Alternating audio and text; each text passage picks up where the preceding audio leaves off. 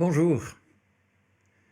Nous savons, écrit l'apôtre Paul aux Romains 8, verset 28, et je vous invite à lire jusqu'au verset 34. Nous savons, écrit Paul, que toute chose concourt au bien de ceux qui aiment Dieu.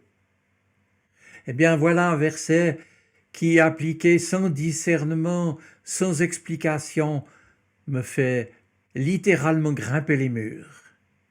Comment pourrait-on imaginer aller annoncer à des parents que leur fils, que leur fille s'est tué dans un accident de la route, par exemple, et que pour les consoler, on leur dise simplement toute chose concourt au bien de ceux qui aiment Dieu.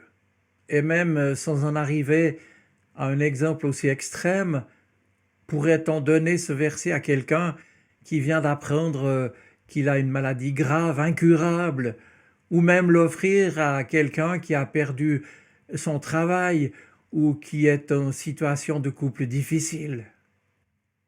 Et pourtant, ce verset est bien dans le Nouveau Testament. Alors comment peut-on le comprendre? Pour essayer de le faire, je me suis souvenu d'un vieux conte entendu une fois qui m'a permis de réfléchir à ce que ce verset peut signifier. Il était une fois un vieux paysan chinois qui suscitait la jalousie des plus riches de sa région parce qu'il possédait un cheval blanc extraordinaire. Ses voisins l'encourageaient à vendre l'animal pour assurer ses vieux jours. Mais chaque fois qu'on lui proposait une somme importante pour l'animal, le vieux paysan répondait « Ce cheval est beaucoup plus qu'un animal pour moi. C'est un ami et je ne peux pas le vendre. » Un jour, le cheval blanc disparut. « Malédiction, malédiction !» dirent tous les voisins assemblés devant les tables vides. « Pauvre idiot ! Il était prévisible qu'on finirait par te voler cet animal. Pourquoi ne m'as-tu pas écouté? Pourquoi n'as-tu pas vendu ce cheval? Tu as perdu l'occasion d'assurer tes vieux jours. » Le vieux paysan se montra plus circonspect et il répondit « N'exagérons rien. Disons que le cheval ne se trouve plus dans l'étable. C'est un fait. Tout le reste n'est qu'une appréciation de votre part. Malédiction, bénédiction, qui sait? » Et les gens se moquèrent du vieil homme, car ils le considéraient depuis longtemps comme un peu simple d'esprit. Mais quelques jours plus tard, le cheval blanc revint avec tout un troupeau de chevaux blancs magnifiques. « Bénédiction, bénédiction, tu avais raison, lui dirent ses voisins, ce n'est pas un malheur, mais une bénédiction. » Et le paysan chinois répondit « Je n'irai pas jusque-là, contentons-nous de dire que le cheval blanc est revenu. Bénédiction, malédiction, qui sait ?» Les villageois se dispersèrent alors convaincus que décidément le vieil homme déraisonnait. Recevoir 12 beaux chevaux blancs était évidemment un cadeau du ciel, et qui pouvait le nier? Mais quelque temps plus tard, le fils du vieux paysan chinois entreprit le dressage des chevaux. Or l'un d'eux, malheureusement, le jeta à terre et le piétina. Et voilà que les villageois vinrent une fois de plus donner leur avis. « Malédiction, malédiction ! Pauvre ami, tu avais bien raison, ces chevaux sauvages ne t'ont pas porté chance. Et voilà que ton fils unique est estropié. Qui donc t'aidera maintenant dans tes vieux jours? Tu es vraiment à plaindre. » « Voyons, rétorqua le paysan, n'allez pas si vite. Mon fils a perdu l'usage de ses jambes. C'est vrai, c'est tout. La vie se présente par petits bouts et nul ne peut prédire l'avenir. Malédiction, bénédiction, qui sait? Et les gens à nouveau repartirent en se disant que décidément cet homme n'était pas très sain d'esprit. Quelque temps plus tard, la guerre éclata et tous les jeunes gens du village furent enrôlés dans l'armée, à l'exception du fils de notre vieux paysan. Et de nouveau, les voisins s'écrièrent: Bénédiction, bénédiction, quelle chance de garder ton fils avec toi, tandis que nos fils à nous vont se faire tuer. Et de nouveau, le vieux paysan affirma: Je vous en prie, ne jugez pas hâtivement. C'est vrai, vos jeunes gens sont enrôlés dans l'armée, et le mien reste à la maison, mais que pouvons-nous dire de plus? Bénédiction, malédiction, qui sait? Voilà, mes amis, ce conte chinois, sans prétention à valeur théologique, ne dit pas que tout est relatif, je m'empresse de l'exprimer, ou que rien n'a de sens, mais il me semble qu'il peut nous aider à mieux comprendre cette conviction de l'apôtre Paul que tout concourt au bien de ceux qui aiment Dieu. En somme, le vieux chinois du conte nous invite à prendre du recul, de la distance face aux événements de la vie, qu'ils soient heureux ou malheureux, que nous les considérions comme une bénédiction ou une malédiction. Pourquoi? Parce que, comme disait notre chinois, parce que la vie se présente à nous uniquement par petits bouts, et que personne ne peut prédire l'avenir, ni le sens que prendra finalement tel ou tel événement. Nous, les êtres humains, nous ne voyons qu'à courte vue. Alors, malédiction, bénédiction, qui sait et qui peut le dire? Le cœur de l'Évangile, d'ailleurs, raconte quelque chose d'un peu semblable, n'est-ce pas? Vendredi saint. Est-ce une malédiction ou une bénédiction? Le jour même, bien sûr, de la crucifixion pour les disciples, c'était évidemment une malédiction. Mais 3 jours plus tard, cette même crucifixion n'est-elle pas devenue bénédiction? Même la plus grande bénédiction, la source de notre salut. Alors qu'est-ce qui permet ce renversement? Eh bien, ce renversement, c'est l'acte souverain de Dieu qui ressuscite le Christ et qui nous offre son salut par pur amour, par pure grâce. Et quand Paul écrit, nous savons que tout concourt au bien de ceux qui aiment Dieu, il faut ici comprendre cette affirmation comme une affirmation de foi et non pas comme une vérité objective, vérifiable. De même que nous ne pouvons pas savoir que Jésus est ressuscité et que nous ne pouvons que le croire, nous ne pouvons pas savoir si tel ou tel événement, quel qu'il soit, sera pour nous une bénédiction ou une malédiction. Nous ne pouvons que croire, que penser qu'il est ceci ou cela, que faire confiance à Dieu qui fait concourir toutes choses à notre bien. Et si nous ne pouvons pas le croire, c'est bien parce qu'il faudrait connaître notre histoire, non seulement par petits bouts, mais dans sa totalité, de notre conception dans le cœur même de Dieu, jusqu'à notre résurrection finale, pour pouvoir affirmer que tel ou tel événement est finalement une bénédiction ou une malédiction. Un peu d'humilité, oui, ayons un peu d'humilité. Le conte du vieux paysan chinois le montre bien.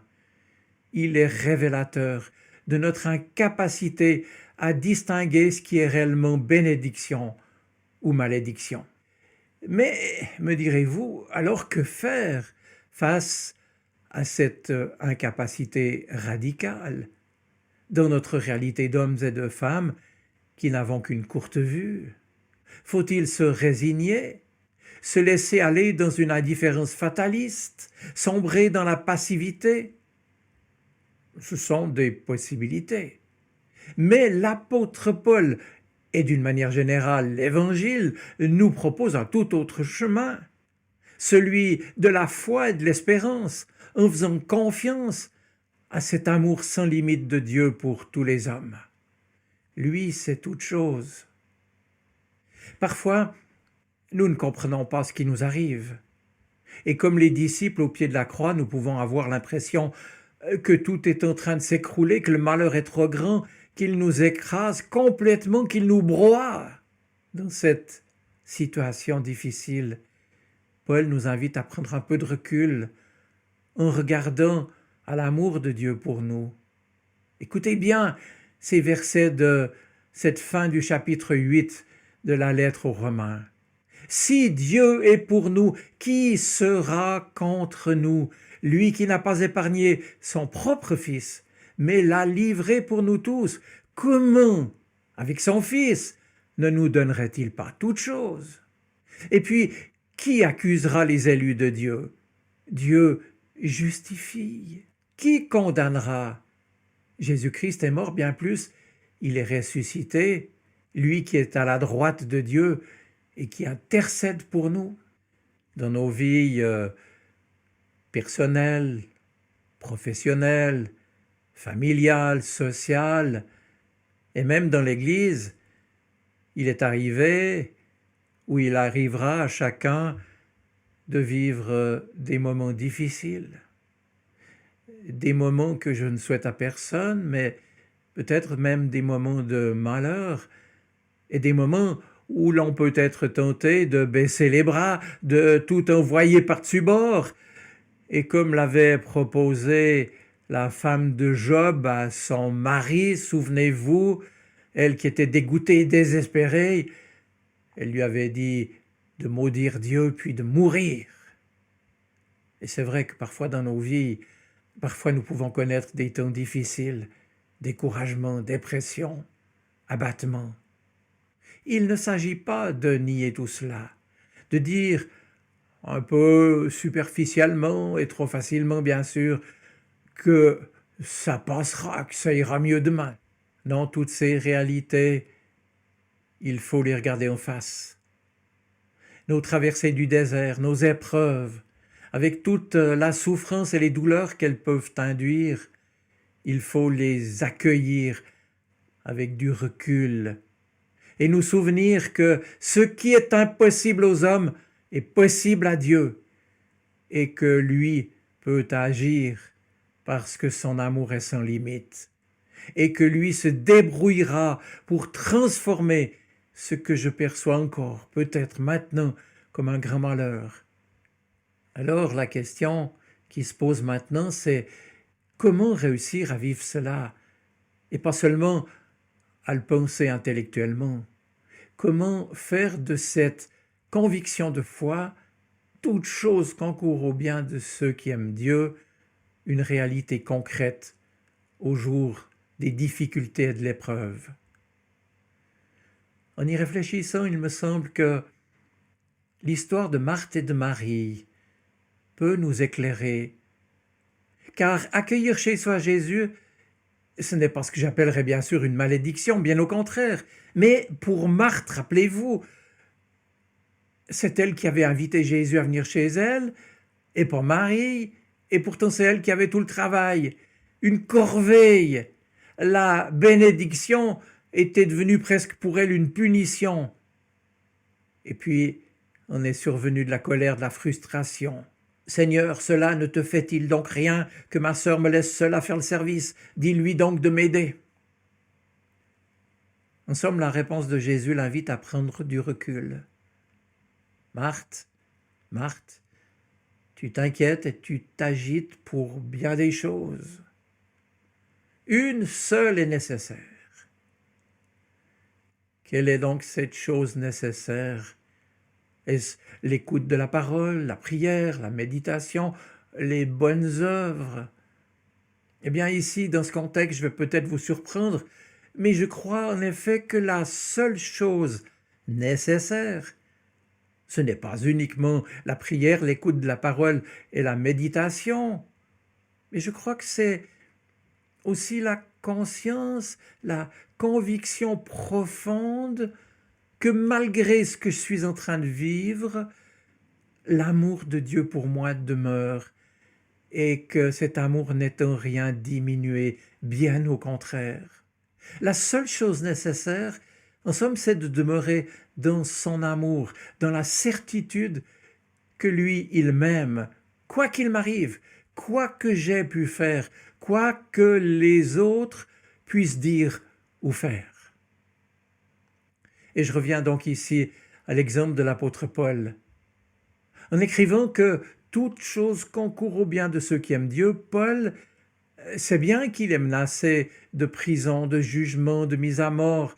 Il n'est pas masochiste, mais il sait aussi que Dieu peut faire infiniment au-delà de tout ce que nous pouvons penser ou imaginer, et qu'il peut se servir dans et avec nos vies de ce qu'il juge utile pour faire avancer son règne. Paul se sait entre les mains de Dieu et il veut résolument lui faire confiance pour aujourd'hui et pour demain. Alors mes amis, le jour où une difficulté, un malheur, une injustice, une déception viendra assombrir notre vie, où les ténèbres et le chaos viendront nous troubler, la chose la plus importante sera de faire comme Paul, qui rend grâce à Dieu en toutes choses. Ou bien comme Marie qui s'est mise aux pieds de Jésus pour nous laisser rafraîchir par son amour, nous laisser arroser de sa tendresse, jusqu'à ce que nous la percevions à nouveau et que la paix règne encore à nouveau dans nos cœurs. Certain que rien ne peut nous séparer de l'amour que Dieu nous a manifesté en Jésus-Christ. Replongeons-nous dans cet amour sans limite de Dieu pour nous. Et peu importe d'ailleurs comment nous le ferons, que ce soit par la prière, la lecture de la parole, ou par un partage avec un ami proche, une balade, pourquoi pas, dans la nature, ou par un autre moyen qui vous conviendra, mais replongeons-nous, replongez-vous dans son amour de Père. Vous pourrez alors, peut-être pas immédiatement, mais quand cela vous sera donné de vivre un nouveau petit bout de votre existence, oui, vous pourrez alors expérimenter et comprendre un peu mieux que cette parole de Paul est vraie. Toute chose, en fin de compte, concourt au bien de ceux qui aiment Dieu. Je termine avec une chrétienne qui avait expérimenté cela. Elle s'appelait Marie Henriot. « Seigneur, j'ai tout remis entre tes mains, ce qui m'accable et qui me peine, ce qui m'angoisse et qui me gêne, et le souci du lendemain, j'ai tout remis entre tes mains. Que ce soit la joie, la tristesse, la pauvreté ou la richesse, ombres et lumières du chemin, j'ai tout remis entre tes mains. J'ai tout remis entre tes mains, oui, que ce soit la mort ou la vie, la santé ou la maladie, le commencement ou la fin, j'ai tout remis entre tes mains, car tout est bien entre tes mains. Je vous souhaite une bonne semaine. Soyez bénis. Amen.